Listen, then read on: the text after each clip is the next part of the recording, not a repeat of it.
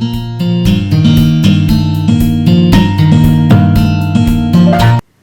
everyone, welcome to High Tech Study Plus. So today we are going to discuss the chapter Tissues of class 9th. So before going to the topic, we know that organisms are classified into two groups on the basis of the number of cells they have, that is unicellular organisms and the multicellular organisms. So in unicellular organisms, they are made up of a single cell, and that single cell carries out all the life processes like food intake, exchange of gases, excretion, etc. But in the case of multicellular organisms, there are millions of cells. These cells form groups to perform different activities. So actually these groups are called tissues.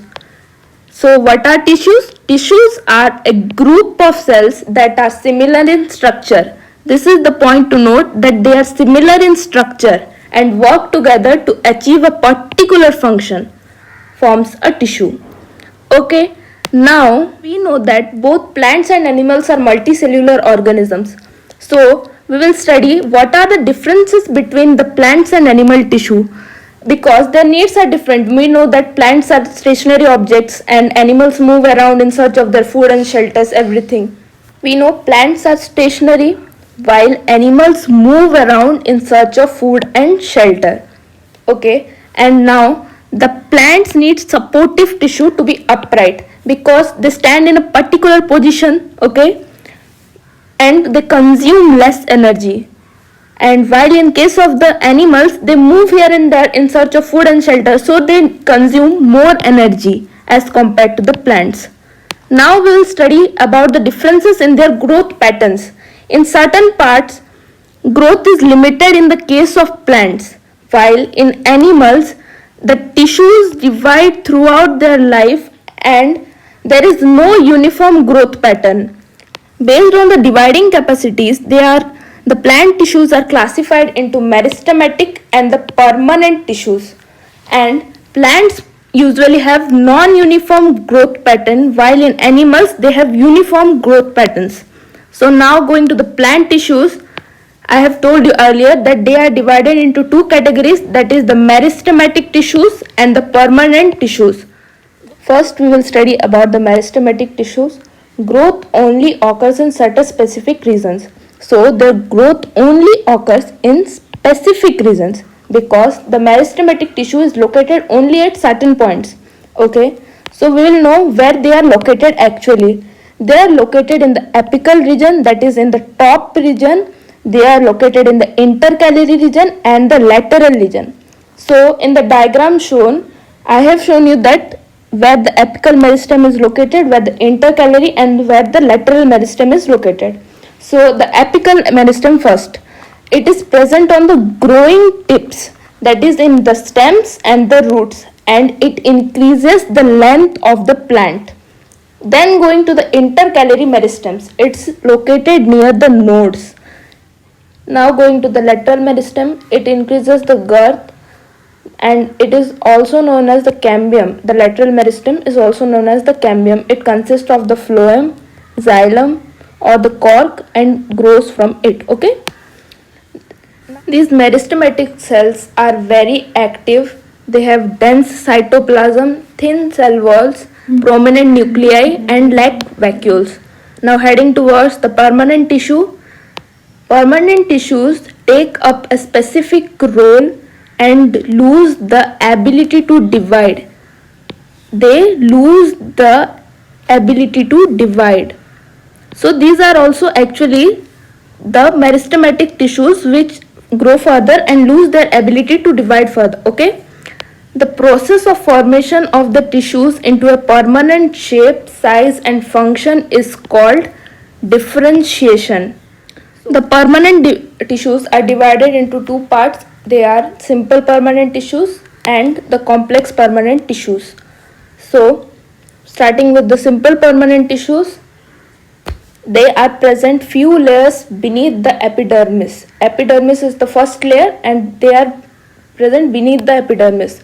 They are divided into three categories, that is the parenchyma, collenchyma and the sclerenchyma. Okay, in the table you can see I have divided into 3 columns. And first, going to the parenchyma, it consists of unspecialized cells with thin cell wall. It has unspecialized cells and thin cell walls.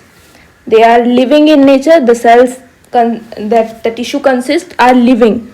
They are loosely arranged, large intercellular spaces, and when they contain chlorophyll are called chlorenchyma, and when they have large air cavities, they are called the parenchyma. In aquatic plants, they have large air cavities, so they are called parenchyma. Now going to the collenchyma, they provide flexibility and helps in the movement of the plants, allows bending of different parts, example like tendrils and stems of climbers. They also provide mechanical support, and they are also living in nature, and they are present below epidermis. Little intercellular spaces, they have a bit more intercellular spaces. Now going to the sclerenchyma, they make the plant hard and stiff. They are dead tissues. Both parenchyma and collenchyma are living, but sclerenchyma is dead. They have thick cell walls. They have no intercellular spaces present in the stems around vascular bundles, veins, and also they are present in the veins of leaves and in the covering of seeds and nuts. They make the hard covering of the seeds and nuts. Now going to the epidermis, it is the outermost layer of cells present in the plant surface, and it protects all parts of the plants.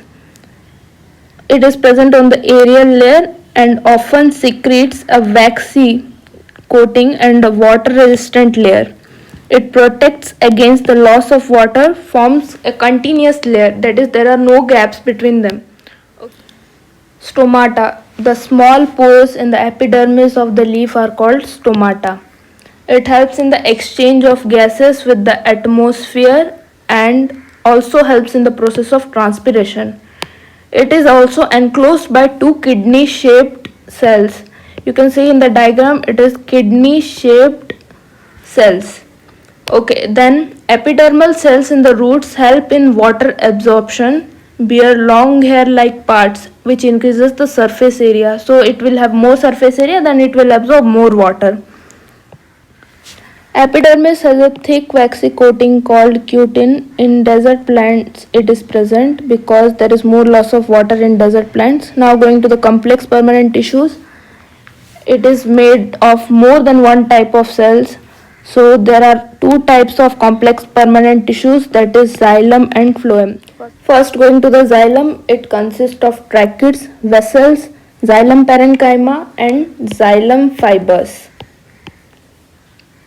First, tracheids, these are tubular structure and this helps in the transport of water and minerals, same way the vessels do the work.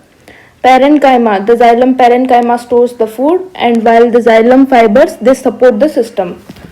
And this xylem, actually its work is to help in the transportation of water and minerals in the plant.